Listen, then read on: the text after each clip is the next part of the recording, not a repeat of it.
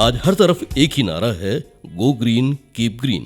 यानी हमारी रोजमर्रा की जिंदगी में, दिनचर्या में पर्यावरण हितैषी गतिविधियों को समाहित करने की तरफ ध्यान हो, ताकि हम धीरे धीरे ही सही अपनी वसुंधरा को बचाने के प्रयासों को सार्थक बना सकें। वक्त आ गया है अपनी आदतों में बदलाव लाने का, अपने संसाधनों को किफायत से इस्तेमाल करने का, कचरे का सही प्रबंधन, पानी का समझदारी से व्यय, वाहनों का आवश्यकता अनुसार उपयोग, प्लास्टिक को बाय बाय करना और हाँ, ऐसे घरों का निर्माण करना जहां पर्याप्त रोशनी का इंतजाम हो, पंखे, एसी, कूलर चलाए बगैर भी आसानी से प्राकृतिक हवा भी मिले, भूजल स्तर को बढ़ाने के लिए प्राकृतिक रिचार्ज और सीवेज की आधुनिक तकनीक, भूकंप रोधी तकनीकों का इस्तेमाल होता हो और सोलर एनर्जी को स्थान मिले। कहने का तात्पर्य ये है कि हम बात कर रहे हैं ग्रीन बिल्डिंग।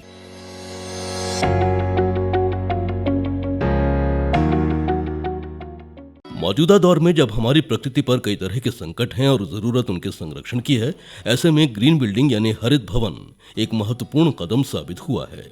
बिल्डिंग एक्सपर्ट्स कहते हैं कि ग्रीन कॉन्सेप्ट पर बना हुआ घर स्वास्थ्य के अनुकूल, वातावरण में प्रदूषण के स्तर को घटाने और घर के बजट को कम रखने में सहायक है। ग्रीन बिल्डिंग में बिजली, पानी और अन्य संसाधनों की खपत एक आम बिल्डिंग से कम होती है।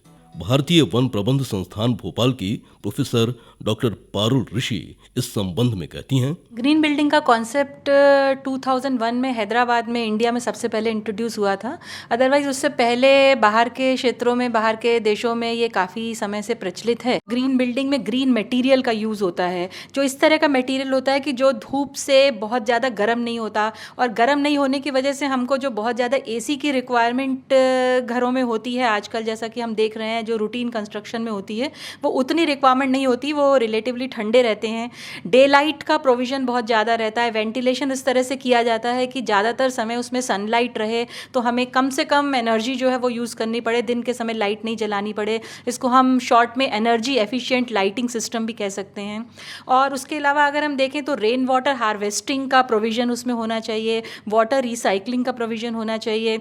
ज़्यादा से ज़्यादा हम उसमें रिन्यूएबल एनर्जी को यूज़ करें, solar lighting system and solar heating system introduce करें। ग्रीन रूफिंग एक और कॉन्सेप्ट है कि जिसमें रूफ को जो है वो इस तरह से मटेरियल यूज़ किया जाता है जो एनर्जी एफिशिएंट मटेरियल होता है, जो हीट को एब्जॉर्ब नहीं करता।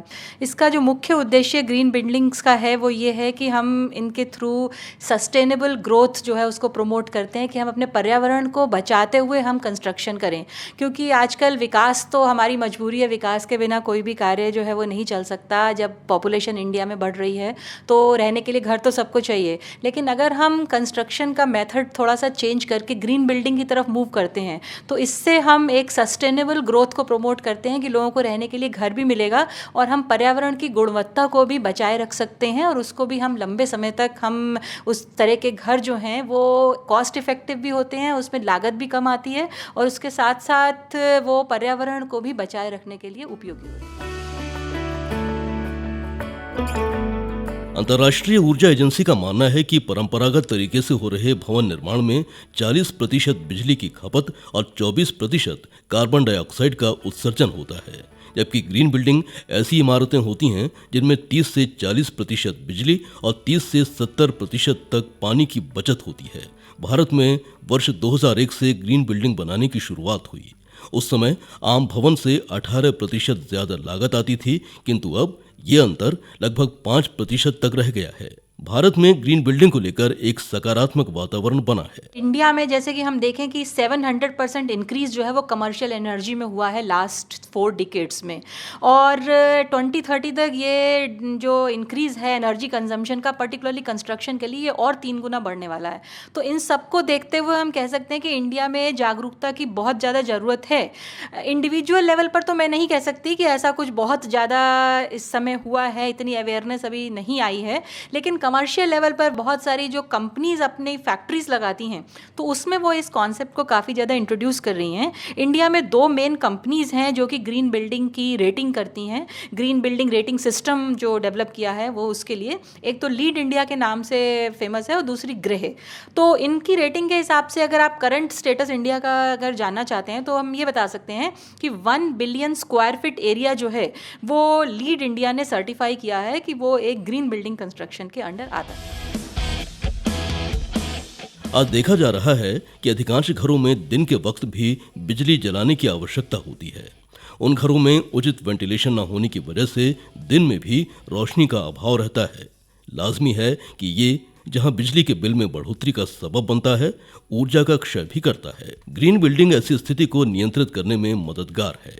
पर्यावरणविद इस दिशा में सतत जनसाधारण को जागरूक कर रहे हैं, लेकिन इसे और भी विस्तार दिए जाने की आवश्यकता है ताकि परिणाम और भी ज्यादा बेहतर मिले। मुख्य तौर से जो गैर सरकारी संस्थान है, सरकारी संस्थान तो अपना रोल जो भी लिमिटेशंस के साथ रहता है वो कर रहे हैं, लेकिन अगर गैर सरकारी संस्थान जो है वो इसमें अपना रोल प्ले करते हैं और पर्टिकुलरली कमर्शियल लेवल पर ही अगर हम, क्योंकि कमर्शियल लेवल पर ही एनर्जी कंजम्पशन सबसे ज़्यादा होता है बिल्डिंग कंस्ट्रक्शन में, क्योंकि large size of the buildings होता है, जैसे मॉल्स का कंस्ट्रक्शन हो रहा है और बहुत तरह के जो फैक्ट्रीज लग रही हैं, तो उस कंस्ट्रक्शन पर ही अगर हम ध्यान देते हैं कि कमर्शियल कंस्ट्रक्शन पर ही अगर एनजीओज इस तरह से प्रमोट करते हैं कि ग्रीन मटेरियल का मैक्सिमम यूटिलाइजेशन किया जाए और गवर्नमेंट इसको सपोर्ट करे इस तरह से कि कुछ सब्सिडीज प्रोवाइड करे, कुछ टैक्स रिडक्शंस दे कि अगर आपने अपनी ग्रीन बिल्डिंग बनाई है तो आपको कुछ बेनिफिट्स जो है वो गवर्नमेंट की तरफ से टैक्सेस में मिलेंगे, तो ये सारे individually motivated as well as government directed दोनों तरह के इनिशिएटिव्स हो सकते हैं कि जो कि ग्रीन बिल्डिंग्स को इंडिया में फर्दर प्रमोट कर सकते हैं। ग्रीन बिल्डिंग की अवधारणा हमारे देश के लिए कुछ नई जरूर हो सकती है, लेकिन कई देशों में तकरीबन 20 साल पहले ही इसकी शुरुआत हो चुकी है।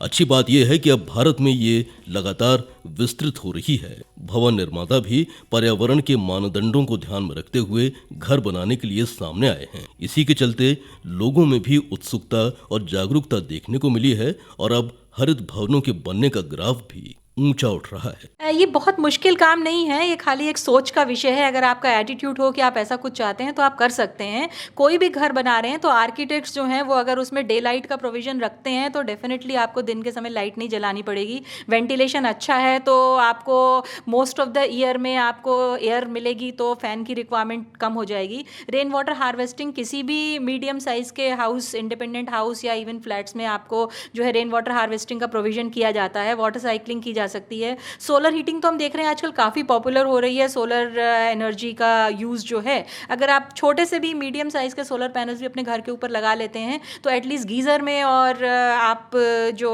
बेसिक लाइटिंग घर में यूज़ करते हैं उसके लिए आप सन की एनर्जी को यूज़ कर सकते हैं और एनर्जी को, जो नॉर्मल एनर्जी कंजम्पशन है उसको आप रिड्यूस कर सकते हैं। तो ये सारे मेथड बेसिकली ग्रीन बिल्डिंग के ही इंडिकेटर हैं। काबिल गौर बात यह है कि हमें अपने परिवेश की चिंता करना है और उसे खूबसूरत मोड़ देने के लिए उन तकनीकों का इस्तेमाल करना है जिनकी वजह से स्वच्छ पर्यावरण की राह प्रशस्त होती है। देखिए, मेजर प्रॉब्लम आजकल जो है वो कार्बन का जो इशू है वो है कि कार्बन का यूज़ हमारा ज़्यादा से ज़्यादा बढ़ रहा है। तो ग्रीन बिल्डिंग एक one of the major factor है जो कि हमारे कार्बन कंजम्पशन को कम करता है। उसके साथ ही ये हमारे जो प्राकृतिक संसाधन हैं जैसे कि नेचुरल रिसोर्सेज हैं उनको भी कंजर्व करती है और लो कॉस्ट होने की वजह से ये कम्युनिटी के लिए बेनिफिशियल है। सो इसका ये 3 गुना प्रभाव जो है ये हमारे यहाँ के लोगों पर, इसके अलावा पूरे देश पर इसका जो है ये इस तरह का प्रभाव है कि कार्बन कंजम्पशन कम करना, लो कॉस्ट होने की वजह से कम्युनिटी के लिए बेनिफिशियल होना और नेचुरल रिसोर्सेज को कंजर्व करना। तो इस तरह से ये क्लाइमेट चेंज को रिस्ट्रिक्ट करने के लिए और अच्छा पर्यावरण हमको प्रदान करने के लिए ये बहुत अधिक सहायक है।